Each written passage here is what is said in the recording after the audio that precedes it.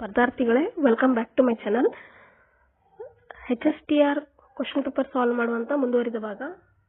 13ನೇ ಪ್ರಶ್ನೆ. One of the following Indian banks on 7th January 2015 launched contactless credit cards and debit cards.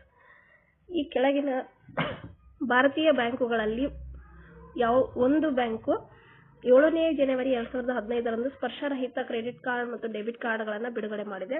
ಇದಕ್ಕೆ ಸರಿಯಾದಂತ ಉತ್ತರ ICICI bank. ಪ್ರಶ್ನೆ ಸಂಖ್ಯೆ 14. ಈ ಕೆಳಗಿನ ಭಾರತೀಯ ಚಲನಚಿತ್ರವು ಬ್ರಿಟಿಷ್ ಅಕಾಡೆಮಿ ಫಿಲ್ಮ್ ಮತ್ತು ಟೆಲಿವಿಷನ್ ಆರ್ಟ್ಸ್ ಇದರ ಅನ್ಯ ಭಾಷಾ ಉತ್ತಮ ಚಲನಚಿತ್ರ ಆಂಗ್ಲ ಭಾಷೆ ಹೊರತುಪಡಿಸಿ ಪ್ರಶಸ್ತಿಗೆ ನಾಮಾಂಕಿತವಾಗಿದ್ದು the lunchbox. Option number A. ಫೆಬ್ರವರಿ 14, 2015ರಲ್ಲಿ ನಡೆದಂತಹ 3ನೇ ರಾಷ್ಟ್ರೀಯ ಲೋಕ್ ಅದಾಲತ್ನಲ್ಲಿ ಒಂದೇ ದಿನದಲ್ಲಿ 56,000 ಕೇಸುಗಳನ್ನು ಮುಕ್ತಾಯ ಮಾಡಲಾಯಿತು. ಈ ಅದಾಲತ್ನ ಅಧ್ಯಕ್ಷತೆಯನ್ನ ವಹಿಸಿದವರು? ಈ 4 ಆಪ್ಷನ್ಸ್ಗಳಲ್ಲಿ ಸರಿಯಾದಂತ ಉತ್ತರ ಆಪ್ಷನ್ ಎ, ನ್ಯಾಯಮೂರ್ತಿ HL ದತ್ತು. ಪ್ರಶ್ನೆ ಸಂಖ್ಯೆ 16. ಟಂಗ್ಸ್ಟನ್ ಧಾತುವಿನ ರಾಸಾಯನಿಕ ಸಂಕೇತ W. ಮೂತ್ರಜನಕಾಂಗಗಳಲ್ಲಿ ನೀರಿನ ವಿಸರ್ಜನೆಯನ್ನು ನಿಯಂತ್ರಿಸುವ ಹಾರ್ಮೋನ್ ಯಾವುದು ಅಂತಂದ್ರೆ ವ್ಯಾಸೋಪ್ರೆಸಿನ್. ವಿಶ್ವ ಮಾನವ ಹಕ್ಕುಗಳ ದಿನವನ್ನು ಈ ದಿನದಂದು ಆಚರಿಸಲಾಗುತ್ತದೆ. ಇದಕ್ಕೆ ಸರಿಯಾದಂತ ಉತ್ತರ December 10. Tata institute of fundamental research TIFR ಕಂಡು ಬರುವಂತಹ ಸ್ಥಳ ಯಾವುದು ಅಂತಂದ್ರೆ ಮುಂಬೈ. ಆಪ್ಷನ್ 3. 20ನೇ ಪ್ರಶ್ನೆ.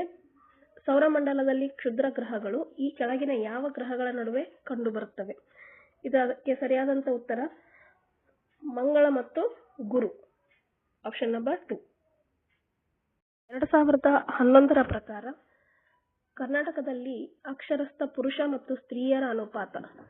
ಕೊಟ್ಟಿರುವಂತಹ ಆಪ್ಷನ್ಸ್ಗಳಲ್ಲಿ ಸರಿಯಾದಂತ ಉತ್ತರ ಪುರುಷರ ಸಾಕ್ಷರತಾ ಪ್ರಮಾಣ 82.47% ಆಗಿತ್ತು.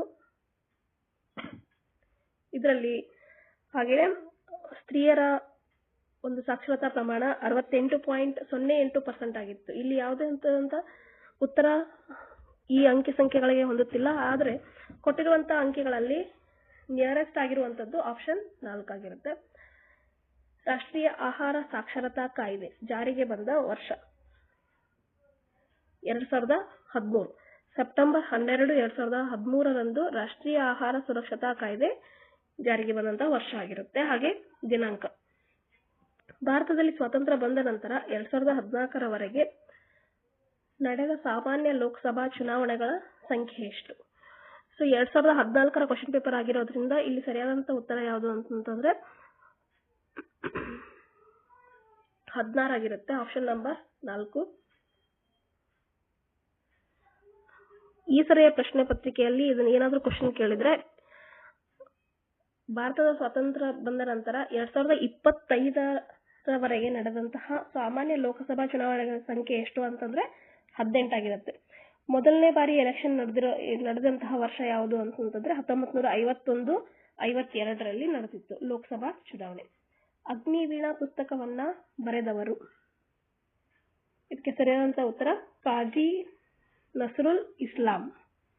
Option number 2. 25ನೇ ಪ್ರಶ್ನೆ. ತೆರೆದ ಮನ ಎಂಬ ಪುಸ್ತಕವನ್ನ ಬರೆದವರು? H. ನರಸಿಂಹಯ್ಯ. ಇವುಗಳು ಜನರಲ್ ನಾಲೆಜ್ಗೆ ಸಂಬಂಧಪಟ್ಟಂತ ಪ್ರಶ್ನೆಗಳಾಗಿತ್ತು. ಮುಂದಿನ series education psychology, general English ಹಾಗೆ ಕಂಪ್ಯೂಟರ್ ಲಿಟರಸಿಗೆ ಸಂಬಂಧಪಟ್ಟಂತ ಪ್ರಶ್ನೆಗಳಾಗಿರುತ್ತೆ. ಇದು HSTR ಪ್ರಶ್ನೆ ಪತ್ರಿಕೆ ಹಳೆಯ 2015ರಲ್ಲಿ ನಡೆದಂತಹ ಪ್ರಶ್ನೆ ಪತ್ರಿಕೆ ಆಗಿರುತ್ತೆ.